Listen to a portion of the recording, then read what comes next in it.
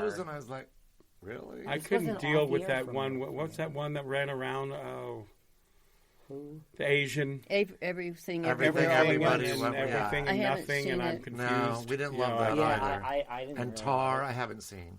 But the other one that they all loved is that something of Inisherin, the boys. Banshees. Yeah, that's it, the Banshees. Inisherin. Have you seen it? I haven't seen it. I don't go to because of COVID. I haven't been out at the theaters. I think this is the year where you give it to something like Maverick, Top Gun. It was such a feel-good movie. It made massive amounts of money. It was so well made. Yeah, was it a big commercial movie? Yeah, but it was it took you away for a minute, and okay, isn't that what movies were made for? It feels to me like that's the best picture for that year. Do you want to go watch a war movie in the middle of a war? No. I mean, Casablanca. Yeah. Well, that's different. I mean, that was a story, and that was a story being told with romance and surprise, and I mean, God, you can't. I mean, what did we watch? We watched Gone with the Wind not too long ago, just because we have the big screen at home, the outdoor theater, and we set it up, and I mean, Andrew was just like, you just couldn't believe it. It was just so amazing. It's grand. That's a great movie. Movies are and grand. The music and everything. You just come away like, whoa. That was a good one. You don't think of anything else. You were immersed. Yeah. How often are you not getting up to go get popcorn now? Yeah. Or go to the bathroom or on your phone. That kills me. But no, I hate that. I watch a lot of TV, and I do watch TV for this podcast. So it's like I'm really bad with movies. Like I don't see a lot of movies. You know what? Do yourself a favor and take it from us, and let Morgan say it to you directly. Go watch movies and really go back and see what they were made for. Yeah. Because you'll appreciate so much more. Everything. Yeah. Because it'll tell you things about you that you never even knew that you had going on with you. That's how well they were made, and that's how they came from such a different place. So.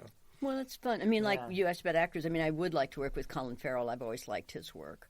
And I would have loved to work with Alan Rickman. I just adored Alan Rickman and everything he ever did. I mean, I started watching Harry Potter movies to see Alan Rickman. And he's brilliant in that, But they had so many brilliant actors in the Harry Potter things. It was really fun, So, there's always new and wonderful people coming around. Yep. They keep coming. Yeah, and that's what keeps this town alive. Exactly. Sure that does. young blood. Exactly. All right, before we wrap it up, is there anything you want to say or anything you want to talk about or promote? Come on. Anything you want to promote? I did a little movie called The Nana Project with Mercedes Ruehl. I'm not sure when it's coming out, but it's coming out. And then I did something on a Boots Riley show, series that's coming out. With Walton Goggins called I'm a Virgo, and I'm not sure when it's coming out either. But so let me push those. There you we'll go. Look out for those. Yes, we'll look indeed. for those. Yeah, we'll review them in our first segment. Oh no, you guys are too mean. You pick everything get out apart. of here. We're not mean at all.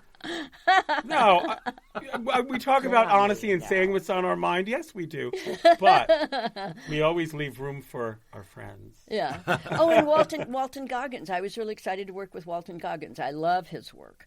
So there's a lot. Sometimes I will take parts because of the actors. Right.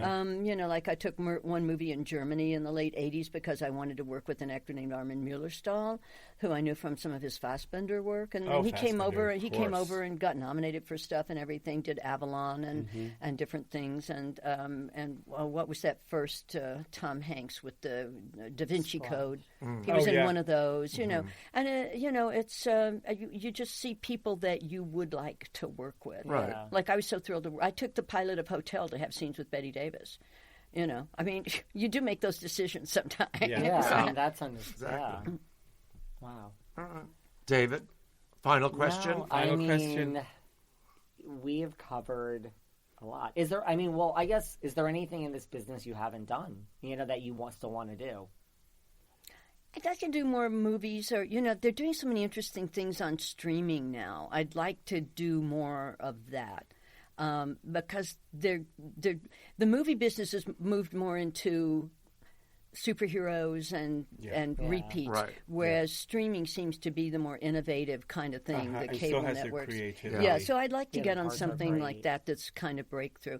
I just like to do things that are iconoclastic. It's like back in the day. One of my first jobs when I came out here was Happy Days, and they were so wonderful. Everybody was so wonderful, and so whenever I was on the Paramount lot, I would go over and visit the Happy Days set and say hi. And so one day I'm over there, and Henry says, "Do you have to leave? We have this great guest star. Can you stay?" And I said, "Sure." So I stayed all afternoon to watch this kid work, and just to tell him he was a genius. And so, like 9 months later, I got a call from my agent. It's like, "Well, I have good news and bad news. What's the good news?" "Well, you got the TV movie you wanted." "Oh, great. What's the bad news?" "Oh, God, Gary Marshall has this new show, and it's all under wraps, and nobody knows anything about it. And they don't want to give you a contract. They want you to be recurring. They only want to pay you top a show, and you're making so much more money than that now, and we just think you should pass on it." And I said, "Well, what's the name of it?" He said, "It's called Mork and Mindy." And I said, "That's Robin Williams' show." He says, "Who's Robin Williams?" I said, "Honey, Robin Williams is a genius. Don't tell Gary I'd work for free to work with Robin Williams." And so I said, "I want to do it. I want to do it." And so I had this recurring character the first year of Mork and Mindy. But when I got there on the set, like the first day, we had a read through.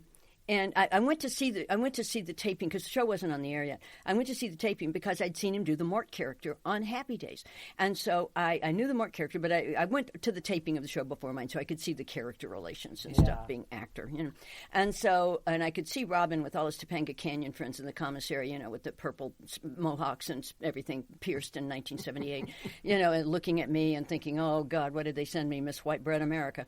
But I grew up in the theater, so the next day. We get up, we have a table read, and that's where everybody just sits around the table and reads the script, and you see where the laughs are, and the script was very funny, and so then we get up and start blocking. So I see what everybody does.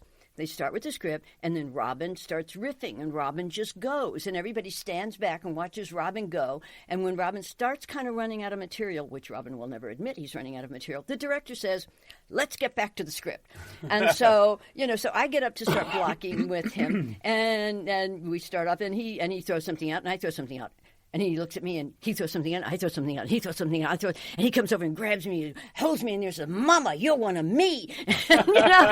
Because I grew up in the theater, and I could improvise with him. Yeah. So a lot of the funny stuff, best of Mork and Mindy from that first year, is like a lot of it's just stuff we improvised and stuff.